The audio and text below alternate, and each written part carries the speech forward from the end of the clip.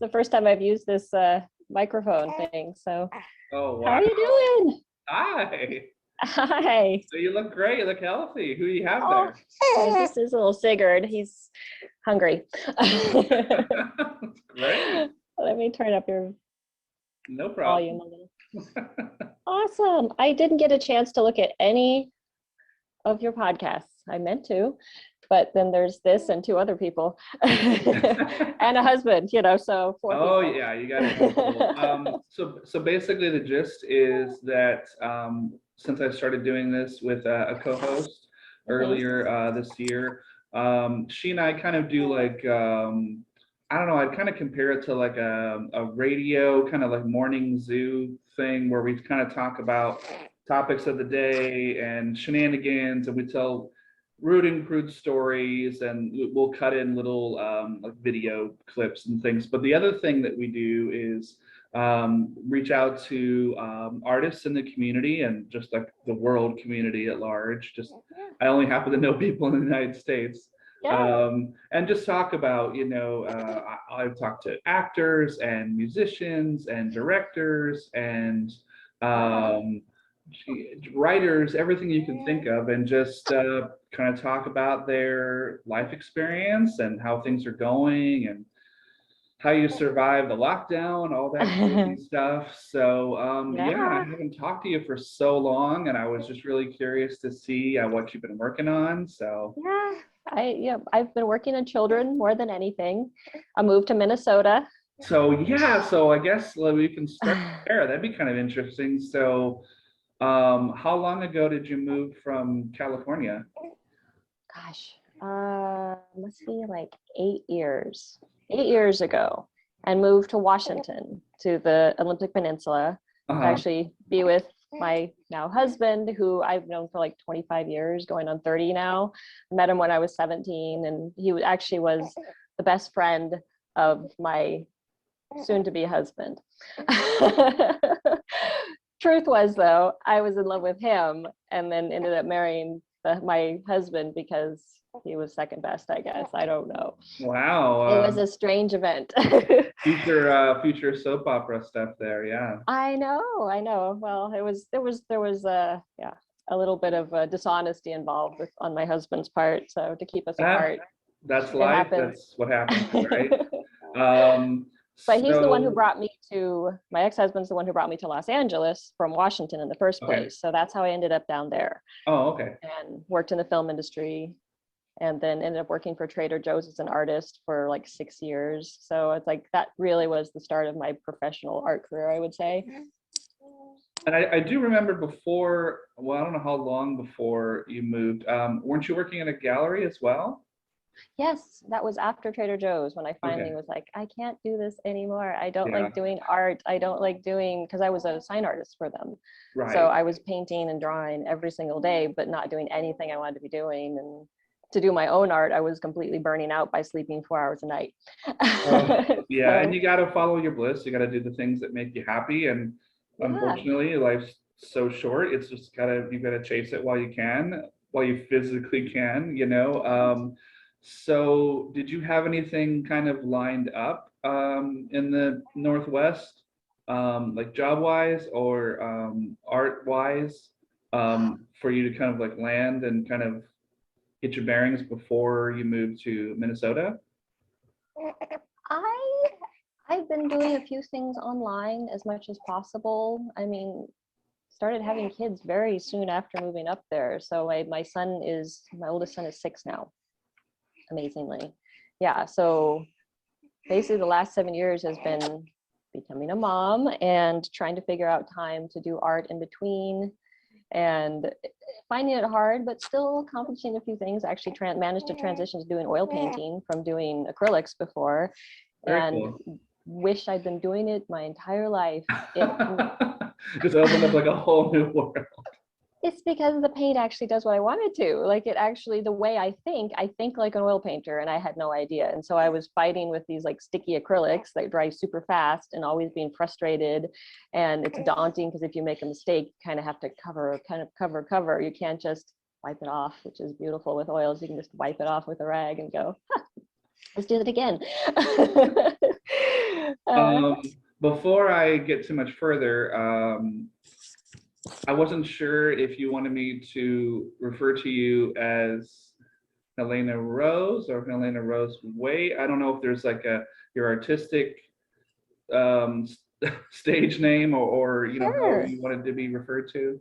I'm fine with Helena Rose-Waite. We're actually working on getting the nerve up to start a YouTube channel ourselves with called the Artist Family Waite, because pretty much everybody in the family is artistic and creative, and we'll see what this guy is. He's like so much Leo in him. How could he not be? Right. Okay, well, that was a good one. So Yeah. let me be the first to welcome you to Make Your Own Fun.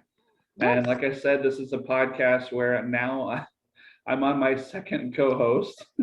Awesome. So she is actually based East Coast time. So as of yet, like she has not been able to work out with the time change, and she works third shift as a nurse.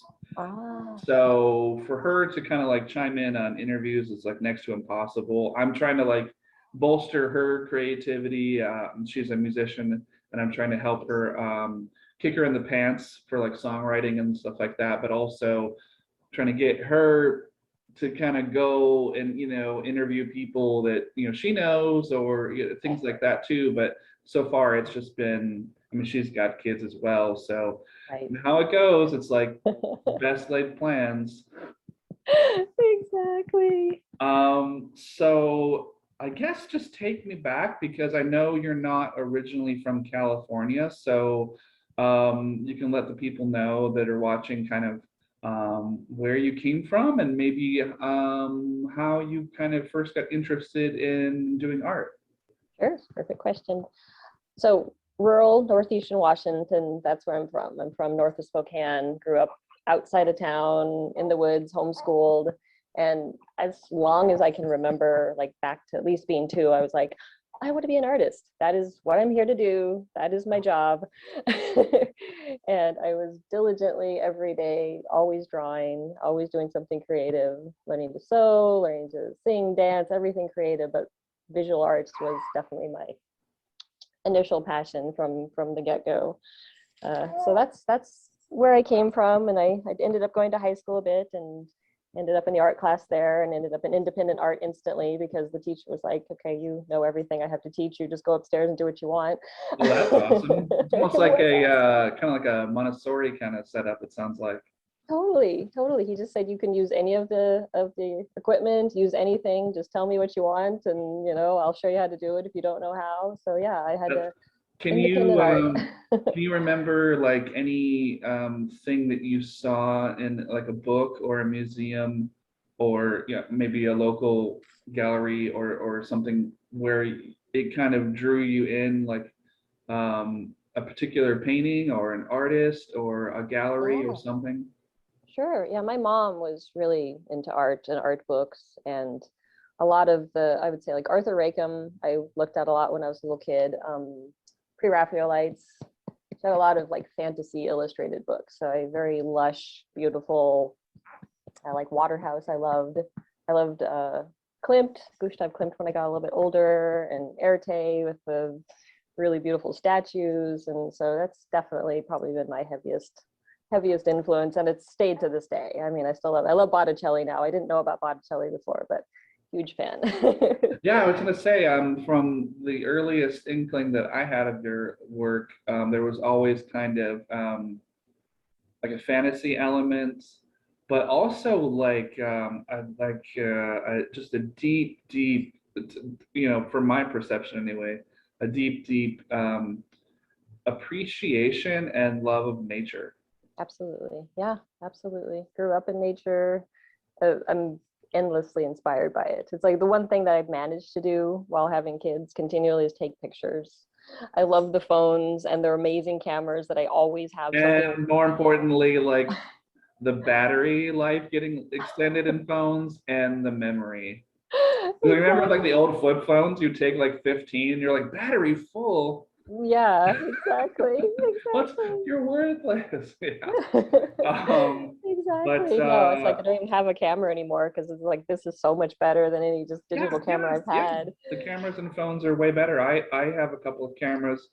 I even got one for my daughter for her birthday like 2 years ago. I think I've used it more than her because whatever is on her phone or her iPad is just, even especially the video quality too. If you wanted to like, you know, pan around and see some birds or turtles or something, it's going to be so much better than just your stock. Although I gotta say, like old school black and white photos are just the best. Absolutely. I love that too. Yeah. There was also something that came with the independent art was I got to do independent photography and learn how to do the dark room and everything. It was just doing black and white photos my senior year like crazy. That was so enjoyable. I There's just something feel about like they that. have I don't know what it is. It's a timeless quality because um, we've seen so many black and white photos in our life.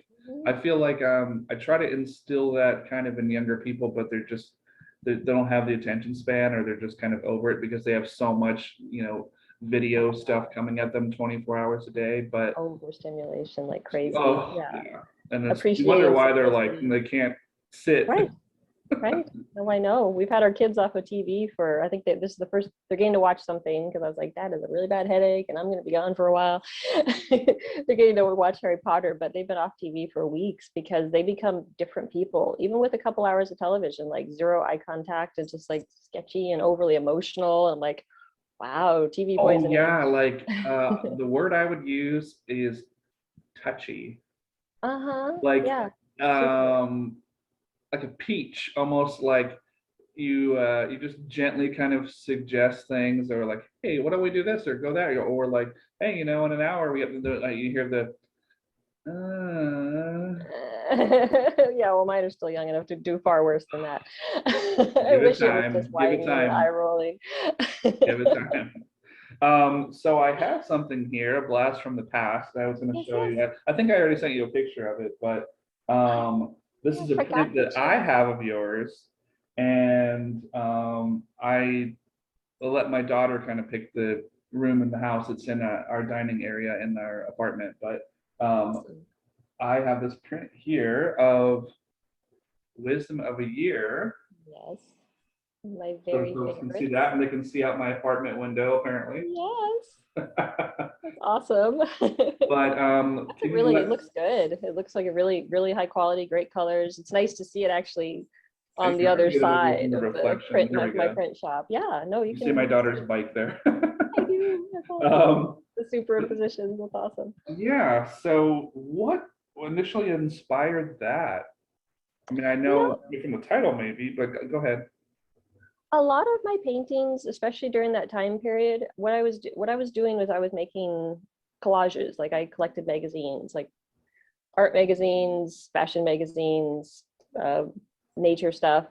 And basically, I just cut out anything I found inspirational, cut out flowers I thought were pretty, women, that kind of thing. And then I kind of just laid them out on the ground, all the different pictures that I was attracted to at that moment. It was almost like this mental divination, is the way I would put it. Like my mental emotional state would decide what I chose. And so then I just kind of circle them all together and start with some like, oh, I really like this space right now, and I really like that. And then I'd like piece together these collages, and then I do a painting from the collage. So that was one of the paintings based on the collage as the sketch. Oh, And cool. Okay. One and I thing never know. Oh, go ahead. Go ahead. I was to say I never really know what they mean until after I've done it. That's Like kind that's of the why. best. If it Yeah, just kind of comes out of you, like it just funnels out of you onto the canvas, and yeah, then you let somebody else decide what it is. yeah, for them too, for sure. Yeah, but it's like I have to title these things. I have to think about what they mean. And yeah, wisdom of a year. It's kind of, I mean, for one, she's kind of like a nature goddess, and you can see that there's kind of a little bit of speckles of gray in her hair, like I've got now. Oh, got my own. But just that I've idea of got how it much. too. Yeah. Yep. Highlights. But it's one of it's like how much I was reflecting on how much a year can change a person. Like the beginning of a year to the end of a year, really how much you can just completely change if you really don't just walk along blindly every day and do what everybody does and just kind of la Right, la just to la. But be if you, open to change and to yeah, opportunity. Yeah. and to work on yourself and to think about things and to try to grow. And I always have, thank goodness. And I've changed massively year to year to month. Very different person now than I was And then beforehand. one thing I noticed with this, going back and looking at this print and looking at some of your other artwork online too, and maybe even the one in the background behind you there, there Mhm. seems to be a running theme with, we talked about the nature element, but also with the women seemingly having a nature inspired, almost like a crown. Is Mhm. that something that you would consciously thought about or just kind of started appearing? It started appearing, and I feel like the crown is kind of very much like directly coming out of what's in the mind, in the imagination, in the, it's like a, yeah, it's like representation of the unconscious, I guess I would say, or the subconscious coming forward. That's why I think I use a lot of butterflies, because that, to me anyways, and well, to a lot of cultures, represents transformation because of what butterflies go through, that metamorphosis. So there's always like a growing of the plants and a changing metamorphosis of the butterflies. Sometimes I'll put like gemstones and stuff because it's that potent energy. I mean, obviously my stuff's very spiritual and is obviously, because I think it's women, fairly autobiographical in a way. Another thing I noticed too, and I know this isn't for every painting, but the choice to use just like these rich kind of sunbursting, almost vibrant colors, Mhm. and I didn't know if that was something where that I haven't seen a lot of the recent work that you've done, but if that's something that stems from childhood, from just a love of spring and like renewal and summer and being outside and kind of being, like I said, in nature when everything's in bloom. So I don't know if that's something that you want to expand on, or maybe you kind of feel like you've already touched on it a little bit. I think the vibrancy of colors, it's like my whole house is covered in vibrant colors. It's just, I don't know, it's like food for me. I visual, like, especially for some reason, oranges, rust colors, reds, like really deep earthy, but that vibrancy, I don't know, it's like invigorating and calming all at the same time.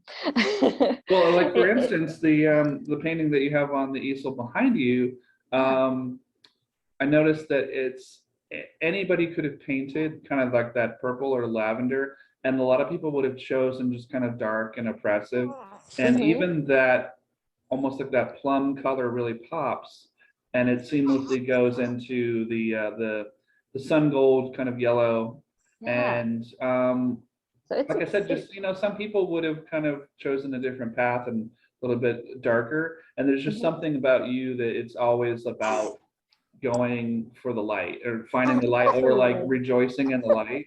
Absolutely. You know what? When I was in Los Angeles, I had probably three or four, maybe even more people tell me, it's like, why don't you paint something darker? Why is your stuff so not edgy? Why is it all so bright? What did they want you to paint? Like some kind of grotesque, like Salvador Dali, like monster Like, face or I something? don't know. It's like you said, you go into your dark subconscious and pull the stuff out and put it on the canvas. And I'm like, you know what? I don't feel like that's what a lot of artists do. I mean, there's a lot of the underground art that's to, painting the wounds and those kind of things. I want to paint the healing. I want to paint the things that lift me up. I want to paint something that when I'm done and I look at it, I feel better, not worse. So I think that's really why I use those colors, because those are the colors that make me feel good. and And so as you and so should, why I not mean, follow spread a good that to the list. world? The other thing I was going to mention too, when last I kind of checked in with you years ago, I believe you were working on jewelry as well, like handmade. Are you still doing any of that? I did That's some probably last a lot winter. more I know. hands-on. It is. It's like basically I've been going back and forth from one thing to another, depending on what I have time for and what my life allows and what the children will allow. And yeah, it's like I do jewelry mostly. I haven't made anything for myself for ages, but mostly if I'm like, I need to make some extra money, let's see what I can do. And then I make some jewelry and then I sell it, and that's good. I love having that skill and doing something I actually enjoy. And I can do like 20 minutes here, 20 minutes there, and actually make something happen. I'm going to stand up for a second and grab a Sure, painting, sure. a recent one.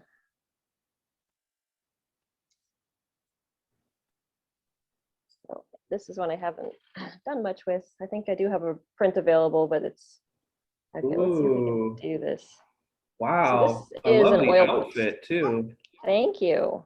Yeah, How long slightly does that different. take to paint? Yeah. How long does it take to paint? Probably about maybe 15 hours or so. It's basically, as you can see, it's like a miniature face. This would be Yeah. technically a miniature, but that's what I can do with oil. And that was like my third attempt at oil. That's great. That's really impressive. What can I do for you? Babies rule the world. They absolutely do. I know, and they know when they're not getting your full attention too. The worst is the phone, right? You're on the phone and the baby's just like, hey. Yeah, no, I know. Even when I'm feeding them, he's like, you better be looking at me in the eye here. This is important. You better stuff. hold the phone like this and hold the baby and like look at me like on speaker. Yeah. So since you've moved to Minnesota, have you looked into I mean, it's been years and years. I assume you've had time to kind of explore the area, explore the city, and kind of look into gallery maybe showings or split shows or well, actually, we've only been in Minnesota for 2 years now. oh, 2 years. Yeah, but we were on the Olympic Peninsula in Washington for, I guess it was like 4, 5, 6, 7, 8. No, gosh, 5 years. It was too long. We were there, and then yeah, we've been here about 2 years. We actually moved to the Twin Cities first, because my husband was able to transfer a job over. He's a massage therapist, and so we did that crazy city driving insanity for a year.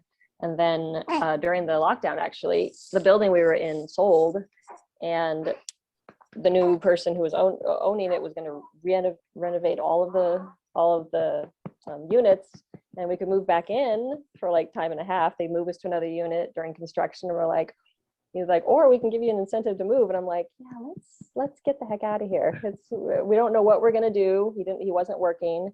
And every person that I'd come talk to in Minnesota said Duluth was like, you have to see Duluth. You have to see Duluth. And so we ended up moving up north to a much smaller place. It's like 80,000, very creative, artistic, interesting people. It's actually a very vibrant, interesting place. I've actually made more friends here, like close friends, than anywhere. Like people that are actually like me, like actually genuinely kind and thoughtful and not self-centered, neighborly. Like I know all my neighbors here. The last house we moved in, we knew all of our neighbors. I mean, well, there's something to be said for a small town atmosphere. Is it close to it's like a college town, right? It is. There is a culture. Yes, absolutely. And it's a port town. It used to be like one of the richest cities in the United States.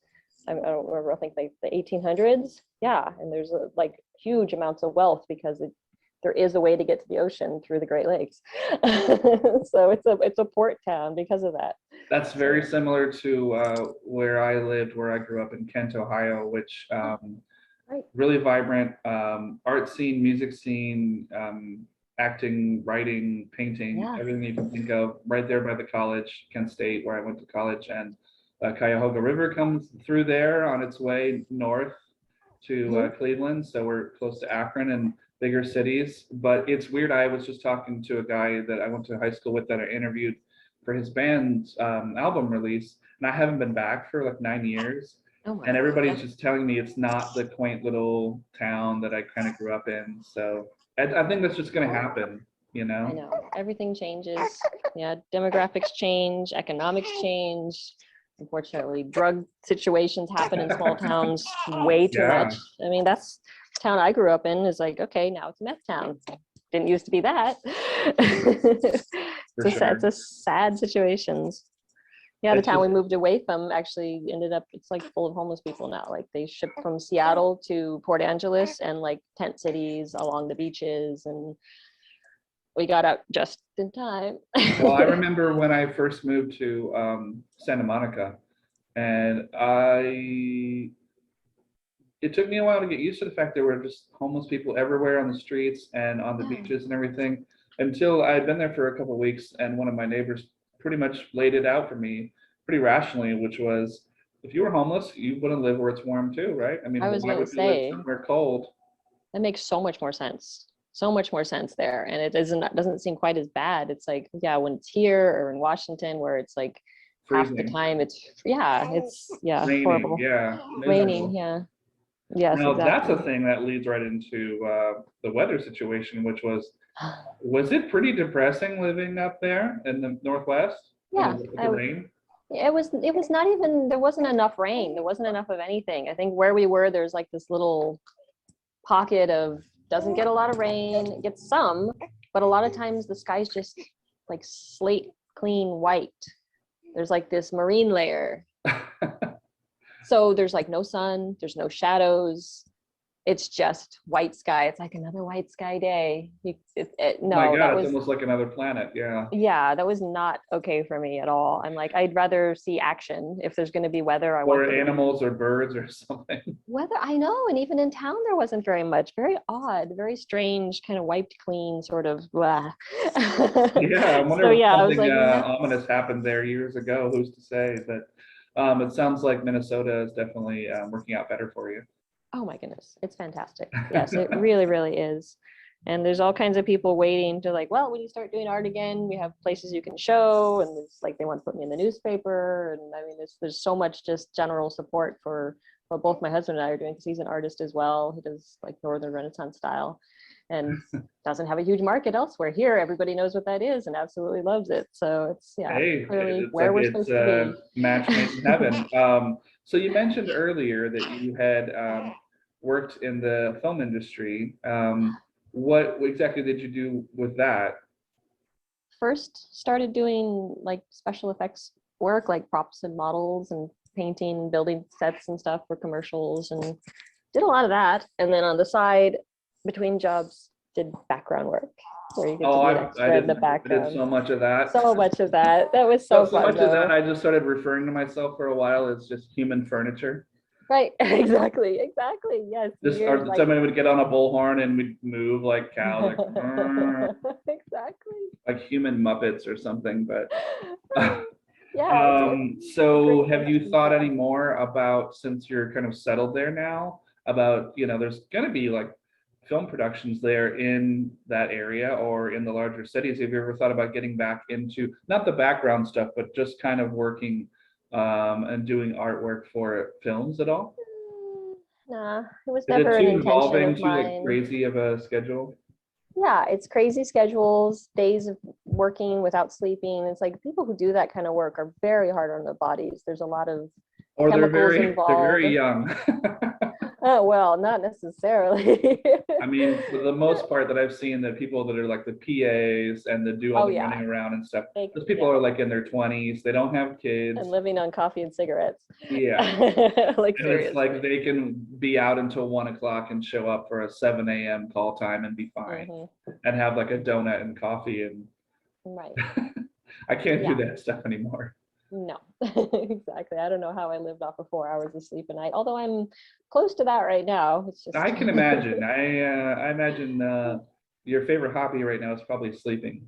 yeah, when I can, you get to this weird state where you're like, oh, this is just the way everything is now, slightly hazy. And Have you been to that point where you're so sleep deprived that you're just having conversations with your neighbors or your male person, like mailman, mail woman that's coming, and then they're just like, you're talking and you're not making any sense, but they want to leave the conversation, but you're so deprived of like adult an adult conversation. They're like, conversation, don't yeah. leave. I want to talk to you about That's rhubarb usually and that's usually me at the co-op oh talking really? to the cashiers. I'm like, I can talk to a human. It's like, well, all the groceries being bagged. It's like I'm And they're already like like, sharing too much. uh-huh.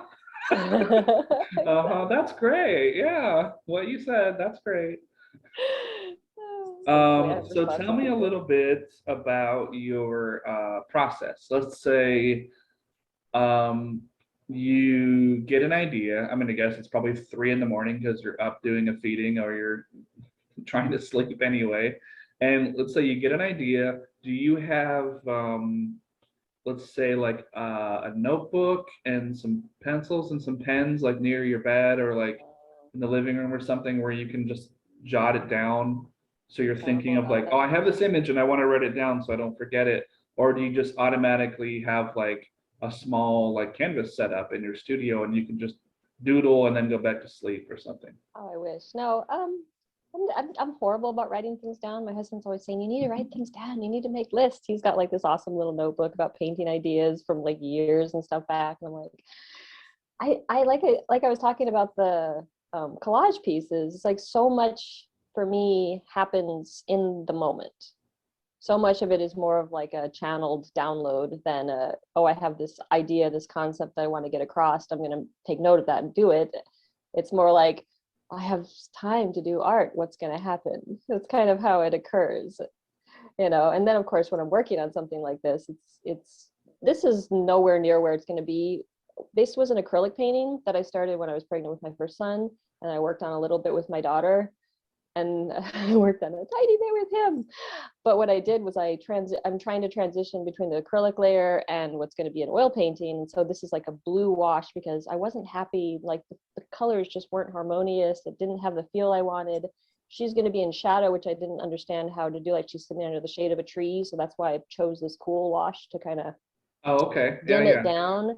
And you can see this teeny tiny little right there, Yeah. a brightness coming in. I'm starting the background with the oil colors. Oh, so it's like a sunrise. The sky is oil. Yeah, but the light will come forward to just behind her, and I want this like circumference of shade, like this Oh, feeling like okay. it's kind of hot, but she's taking a reprieve. Like she's, I guess the idea of this, obviously, she's pregnant. Well, I And was it's also like going to this, say that it almost has, you know, from what I can see of it, it has a very South American kind of vibe to it, where, yeah, I kind of got that it was either early morning or late day when she was kind of taking solace under the tree, like in the yeah. shade from the Hmm. sun. So I don't Yeah, know why exactly. I thought South American, but maybe it's just Yeah. the colors and the headdress And the kind of thing. headdress, I was gonna say, even looking from here, I'm looking at the background behind me, and I'm like, yeah, it does have that quality. With a few of my pieces do really. Have you consciously painted anything set in another culture or country? I can't say that I have. I explored doing maybe slightly like Hispanic inspired, or when I was down in Los Angeles, just because I was around so much of it. There's so much of a very vibrant, yeah, Central American, South American culture there, and I had a lot of friends, and so I did a few pieces, and they were very popular. And but at the same time, I'm like, I don't know a lot about this. This is not, you know, where Right. I personally come from. It's like drawing from your, feeling like a poser. You know I what can I mean? imagine people like in a workshop or something trying to pressure you to be like painting the 405 for no reason with graffiti on it, Right. or writing something and then painting over it and like this will be like your Basquiat phase. Right. Like this, you Exactly. know, what you're doing is nice, but let's make Yeah. it edgy. So much of that. And that was Why why I is was there like, that you're not pressure though? successful because You you're have to not speak edgy about that. enough. I don't get to interview enough painters and artists. So why is there, especially on like younger people, is it just because the angsty teenage stuff, they want to get that out? But I mean, I still see that in older artists too, where it's just like Yeah. you were saying, like this grotesque kind of like, I don't know. I know people like horror movies, I do too, but I'm just saying that there's just this real weird push to get people to do that. Yeah. Because it seems like there was a push of psychology in art that came in maybe in the 60s. I'm not even entirely sure, where it wasn't based so much on your skill or putting a pretty picture out. The whole point was to show an emotion, to to paint what you feel. I'm Right. sure you've heard that before. Paint what you feel, and everything is art. Everybody can be an artist. Art therapy, all of that kind of thing. That it's like that became what became popular. I mean, really, it's galleries and the wealthy. Well, it's mostly galleries because they tell the wealthy what to think and what to like because they don't know any Right. better. This is But the hot artist who need to get 14 of their paintings right now. right, and half of it's who you know, and half of it's who you are. And then suddenly someone like Picasso becomes super popular because he has the publicity behind him and he has someone to put him in the news and somebody to say, this is great art. So Right. they're really the main dark push seemed to be, I would say, in the early 90s. We had grunge, we had the gothic stuff. I mean, it's all this darker movement in general into like kind of what's cool in society. And I really feel like the, what is it, outsider art or underground art really started then. And then in places like Los Angeles, that just became the norm. That became what was popular. Those became the artists. And if you're doing anything else and it's just fluff, you know, you're not showing your wounds, you know, and that's what I was told, But you the know? society right now is pretty much just um, everyone, they're trying to rationalize by emotion and not by logic. And people in our age bracket, we were told to like brought up to use problem solving skills, right? And now it's just they want to see people crying on camera, and that's like, well, how can I outcry the other person? Right. It's true. Just this Um, whole movement of emotional, yeah, but it's emotional interesting. unrest. Like an experience I had,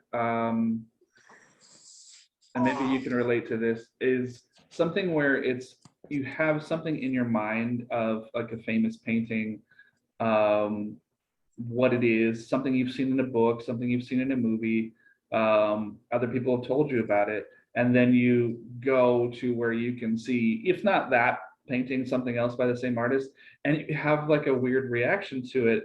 So I have two of those. One is, I think, God, it's been like 25 years, but I think I saw a Frida Kahlo painting in the Guggenheim in New York, and Yeah. I wanted to be impressed and amazed, and I like what she did, but it was like maybe it was just me at that younger age in my 20s being like, well, she really paints herself a lot.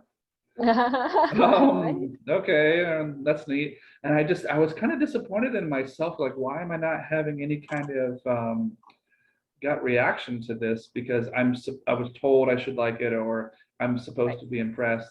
But on the other side of that, I want to say a few years later, I went to the Field Museum, the art gallery in Chicago, and I saw just this huge canvas of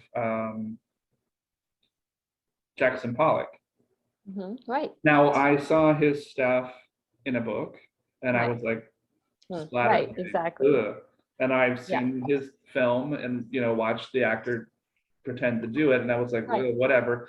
But then when I saw the painting hanging on the wall, and you could actually walk around behind it was just enormous, enormous canvas. And I looked at it, and I just thought, you can actually see. Yeah, I don't know. It's a weird kind of perception thing where you look at it and you kind of go into the painting Yeah. because there's so many layers of Layers. I splatter. imagine. Yeah. You don't get that at all from a picture. Right. No, no, you just see the mess. But I'm sure, yeah, the And to huge look thing. I at it, mean, I'm like, it had an impact. And believe me, it being anything, it wasn't anything like what anyone had ever seen before. And it is. I'm sure it's super impressive. yeah, and it was one of when those you things when where you're in I front thought of it. I would totally fall head over heels for the Frida Kahlo stuff. And then it was just, why do I feel so meh about this? And then I thought I would have the The opposite. MEH with his stuff, and Yeah. I didn't. So it's like Right. you just never know. And it could also be Absolutely. the day, the time, what Yeah. you're going through in your life when you Yeah. gaze at something. Have you had reactions like that to different artists? I'm trying to think that I've got to see in real life in person. I'm trying to think. I was never a huge fan of Van Gogh from books, but when I got to see his work in person, it felt so much more, I don't know, just there's the tactileness, there's a mood, there's a It's movement, there's tangible a, too. It's in front of you. It's a thing. yeah, and It you can exists in the see, world. Yeah. yeah, and there's a lot of three-dimensional stuff that artists do as well, like building up paint and just something about seeing the brushstrokes. I definitely gained an appreciation for his work and what he's doing. And now it's like when I look at things in a book, I can kind of imagine what's missing. You know what I mean? And like I said, I wasn't expecting that to be like, wow, this is epic and amazing and so like mystical, and just the way, like, I think it was Starry Night was the one that I got to see, which I've always thought was cool, but never really like wow. But then yeah, seeing it in person, it had that, like you said, that emotional, tangible, just full experience, and way better. I remember, and I don't know if this is an official classification of an art movement, but at the time it was just called, people called them the incompletists, people who would have a canvas and then they maybe do like, you know, maybe stencil it or something, and then maybe half or 3/4 paint the picture, and then they would say that was the finished piece. And I don't know if that was something where they wanted you to kind of look at it. I'm gonna stretch here. Wanted you to kind of look at it and say, well, how would you know, use your eye, use your brain to kind of finish it. And to me, I always thought, like, I get what they're doing, but on the other hand, I'm like, it just feels lazy. Right, or a gimmick too. That's I've never been a gimmick artist or interested in being part of a movement. I think that's why I probably haven't been as successful as I could be, is that I'm never quite taking the advice of everyone around me saying, you're not on trend right now, you're not doing what everybody wants. But what's interesting is I feel like what I'm seeing more and more, like with all there's so many freaking amazing artists on social media now. I mean, super talented, amazing people. And I feel like there's a trend where I actually fit into it now. Like my spiritual, hopeful, colorful, beautiful is becoming what people are actually looking for more, and far less of the sinister, far less of the dark, far less of the wounded. People are like, okay, we've had enough of this in real life, let's have some beauty. So people need to go toward the light. They've been in the dark for 2 years, they need to go back to the light. But exactly. So I think it's timing with artists more than anything. Keep doing what you really love, keep doing what inspires you, and then wait. If you do that, you're always going to be happy. Yeah, exactly. Like, not always eat, but you know the filmmaker Terry Gilliam, who part of Monty Python? Yes, definitely. So, you know, he started off as an artist as well. I think he still occasionally does things, but in one of the older Monty Python books, I think that they put out in the 70s, it was a total rip on that incompletist. But his joke was that, you know, he had this like brilliant like front of like a chapel and these amazing statues, and with, you know, gorgeous like wings and the stained glass windows and everything, and it was just this amazing, like this could show in a gallery. And then he got down to like the bottom like fourth, and then it just was like 4 different versions of him trying to draw hands on the statue, and he was like crossing it out, and at the very end it just said, damn it.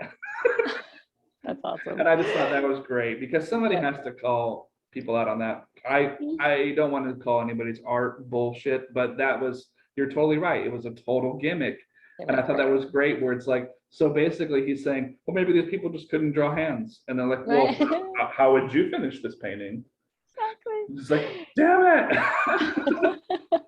I thought that was great. That's hilarious. Yes. So have you gone to a workshop or any kind of outside learning kind of situation for drawing or painting, and kind of gleaned anything new, kind of like picked up some new dance steps, so to speak? Or I've never had any kind of formal training with art. It's usually something I like kind of like to do things quietly on my own when nobody's looking, when I'm trying new things. Yeah, until I get this down, nobody knows I'm doing it. That's kind of my go-to. But I definitely have YouTube. There's a lot of awesome, especially when I started transitioning to oils, I like watched so many videos on oil portraits and how to mix oil paint and do that. And so yeah, I definitely, that would be my closest thing to formal training, is just watching what other people are doing. And it's amazing how much people are willing to share like their talent. That is so cool. That is like my favorite thing about the social media age, is that so many people are just giving of what they do and actually want to help other people. I know it's getting followers, and I know they're probably making money, which is great, which is where I want to be going with it. But just that it's there, that you're like, I want to know how to do this. And you Well, punch in the letters and there it is. Somebody shows you how to do it. Yeah. well, right. And then that was going to lead me right into asking you during the lockdown if there was any way that your life changed, that it's like, I have these kids and I'm, pregnant and I'm doing all this stuff, but I have to get this art out of me. And did you set aside time, or like, did you just tell your husband, like, look, I need like 2 hours in the studio or something?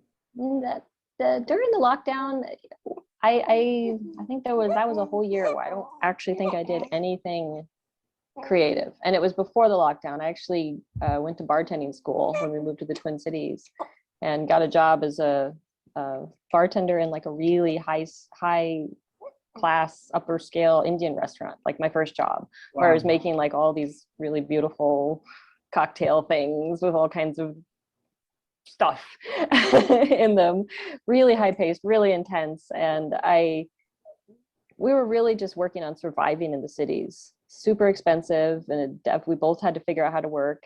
And then when the lockdown happened and things kind of slowed down, more than art for me, it's like I really started working on myself on a soul level, I guess you would say, on a, how do I be happy? How do I be a better mother? How do I be a better wife? How do I, make peace in my life as it is? I think a lot of people did that during the lockdown. A lot of people did a lot of soul searching. A lot of soul searching. A lot of what does it all mean? Yeah, we all kind of did. And that like started this journey of me being part of an online community of women that are like entrepreneurs. And it's all from a very magical thinking perspective, which is where I tend to live, in magical thinking. I really do believe that what you're thinking up here is what happens in your life, and that you can change everything by changing your mind. Well, I mean, also it's a mood thing too. And I don't tell this to my daughter too much anymore because she's preteen and she's basically 21 in her head already. But yeah.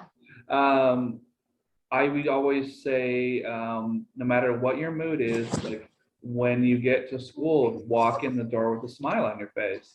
Absolutely. And I would say, you know what? At first, it will feel forced, but then, someone will say something funny, or you'll see a friend, and you're going to be so happy that you're going to forget that you're smiling. Because if you walk into a place and you're kind of frowning or kind of just lost in your own thoughts, it kind of has like the arms crossed kind of thing, like, for sure, especially for kids, it's kind of like the stay away from me or don't bother me kind of thing.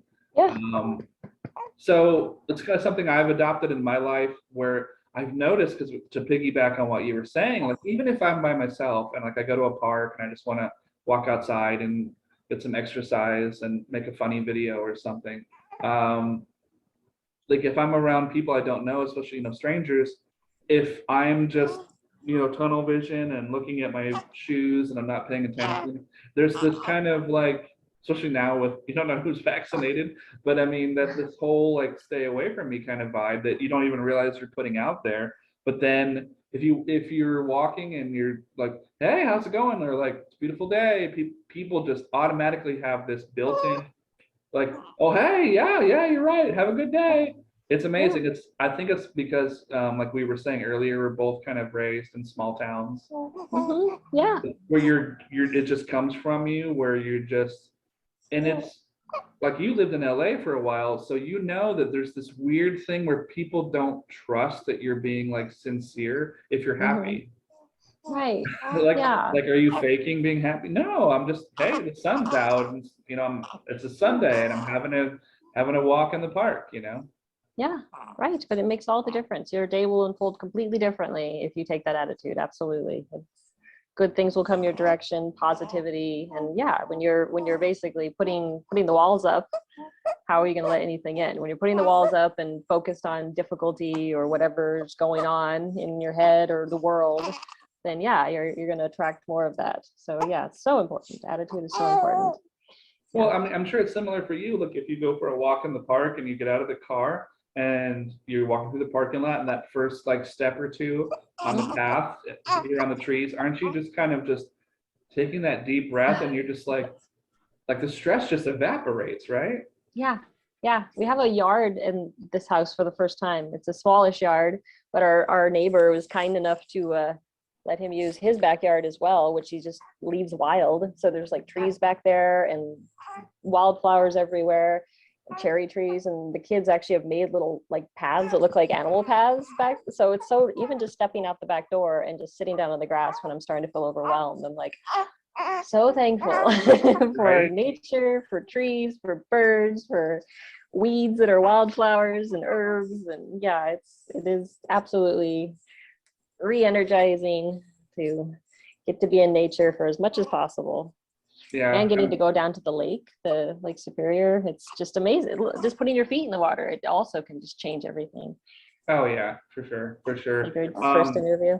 One thing I was going to ask you that I think that maybe I'd asked you years ago, and you kind of said you weren't sure if you were ever going to do this, was putting a book together of the pictures of your paintings. I don't know if they call that a, I don't know. Years ago, they would call that a coffee table book. I don't Sure. know. Have you thought about Eventually. doing that and then maybe getting Yeah. that in some local stores? Eventually, yeah. I feel like I don't have enough of a consistent portfolio to do such a thing, but I'm looking to expand. I'm actually, my newest idea of painting is I'm actually going to start doing miniatures. I Uh-huh. got these little canvases. It's its whole little genre, because I love painting faces. I love doing portraits, but I don't have time. I mean, doing something like this, it took me weeks to get to the point where I could do that one little piece, the little tiny bit of green here. And I'm like, I could have in that amount of time painted a whole beautiful little portrait painting with a woman with things in her hair doing whatever I want.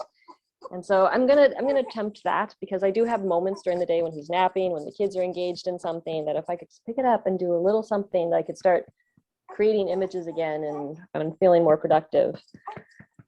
I haven't I mentioned that actually, from just the last few years when you posted your photos and stuff on your website, I could see you very easily doing like a gallery display of your photos. Have you thought about that as well? Yeah, I have done that actually. I've done photography shows, and yeah, that's another potential.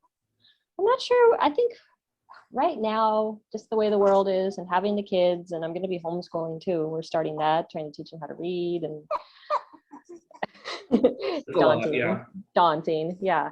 Um, really focusing on the online space as much as anything. I really feel like that's where art, for the most part, the art world is moving, is onto the online space. I mean, yes, there's still, you can do local shows, and that's good for meeting people and mixing and everything, but when you can also create an audience of 10,000 people, and then sell your work that way, I think that's where I'm going. I I mean, think more than I anything. agree 1,000%. That's what I did Yeah. last year. I made a short film with some friends online, and we just used Zoom chat to record it. We rehearsed it for like 2 weeks, and Yeah, then we recorded it through a Zoom chat, and it was a murder mystery. So all of the suspects were the different squares, that's and awesome. then What a and great then we idea. had them get killed off in mysterious ways. But then they had to figure out creatively, like, well, am I gonna get shot? Am I gonna get strangled? And then they had to use like their own hands behind them and do it. And Oh, then that's their own awesome. costumes, their own whatever they had in their house. And that worked really well. I mean, because I That's kept so thinking, like, fun. how am I gonna make movies if I can't even be around people? Right. Yeah, you get creative. You just like, your brain expands. You're like, I'm gonna figure this out. There's And we always a just found way. out we got into a festival last month, so. Yay. See? There you go. And no one got paid. It was just people were just chomping at the bit to just do Yeah. something. Yeah. So just for a little 7-minute little short, I mean, it was a lot of fun. So I Wonderful. totally, and then when I started the podcast with my friend Alexandra, we were just saying, like, we need to like reach out to people, because we know so many artists and actors and writers and musicians that they're not able to have an open mic, or they're not able to have a Yeah. gallery and just show their work and give them a Right. platform, because we're going to hang out with our friends anyway. You might as well hang out online. Right. Exactly. So let me give you a few minutes here to kind of give yourself a platform and go ahead and plug like any of your websites or where people can find your artwork or your writing or pictures. Yeah, I'm horrible at this. The main thing, find me through Facebook. Just Helena Rose-Waite on Facebook. That's where I am right now. I do have an artist site that I have not maintained, but I will be eventually. Through my Facebook, you can buy prints. If you click on there's like, you have the website under the profile. That's my Fine Art America website, and that's where I sell most of my prints through. That's where Eric got his print there. They do really good work. You can do it on canvas, you can get it on paper, they even print on metal, which looks really cool. Wow, yeah. My father's girlfriend actually got that same piece on metal. She didn't realize what she was ordering, but then ordered it and got it. And it's like, it creates this cool luminescence behind the whole thing. It's like, it's not, I don't know how to explain it, but that's another nice option. I guess they print on acrylic. Yeah, all kinds of cool stuff. So those are my main venues at the moment. I am currently, the one piece of part of art I am doing is I'm doing something called soul portraits. If you kind of scroll down my page, you can see some of those as well. They're digital paintings that I'm doing of clients, and it's kind of like painting their higher self in a way, like their goddess self. I basically do these interviews with women, especially like entrepreneurs, creative women. It could be men too if they're interested, but so far it's just been women. And I do a series of questions and do like maybe a Zoom meeting just to interview, get an idea about who they are, what they love, what they're about. And then like, what are their favorite colors? What kind of flowers do you like? What's your favorite season? Your favorite natural space? And then I kind of go on the internet and collect all the imagery that comes to mind when I'm talking to them, because I get a very clear image of what I see them, like the finished piece comes into my head, which is kind of crazy. And then I kind of do the collage thing again. And then I'll actually, like if I have a tablet, I'll actually paint. Is he really loud? I can't tell. Great. I have one final question for you, and so you can, people can contact me for that. I think we talked about this years ago too, but I think you hadn't quite like settled down to where you were going to move. Have you ever in your wildest dreams thought about either you yourself or working with other people to work on some kind of massive like public mural? Is that something you might even be interested in? I've done a little bit of mural painting. I wouldn't mind designing a mural and getting other people to paint it for me. That'd be grand. Right. It's like it's hard work. I am it's a team effort, so yeah, it is. And just being outside for those long hours and doing that large of a scale and everything. Yeah, I wouldn't mind contributing in some way, whether I physically enjoy mural painting or not. I would say I don't, but I love the idea of murals. I appreciate murals, and fair enough. I had to ask because just I know it's all of the the prints I've seen and the canvas behind you, it's just very expansive, and I could see it fitting very well on like a large wall or public building situation. So like I said, I'd love to design a mural. That would be grand, and then have people volunteer. I think you're already getting plugged into your city there, so just maybe a matter of a couple of months or years and meeting the right people and asking the right questions. So absolutely. And there's several beautiful murals around here, so it's clearly a thing that they're into doing, like beautifying the town and promoting art. And so yeah, I'll design it and stay indoors while other people go outside and paint it. Hey, that's the prime location to be. Well, believe it or not, it's been about an hour, so we're going to go ahead and wrap everything up here. But it was so great to finally connect with you and figure out a good time to talk about everything. But so happy everything's working out for you. I'm so glad you're perfect timing for the baby exploding. No worries. Well, I will let you go, and we'll get this posted in about a week and a half. And Awesome. have a great rest of your weekend. You too. Good to see you. Thank you so much for the interview. I really appreciate it. I'm not sure No how problem. congruent it was, but there you go. Yep. Bye-bye. Bye.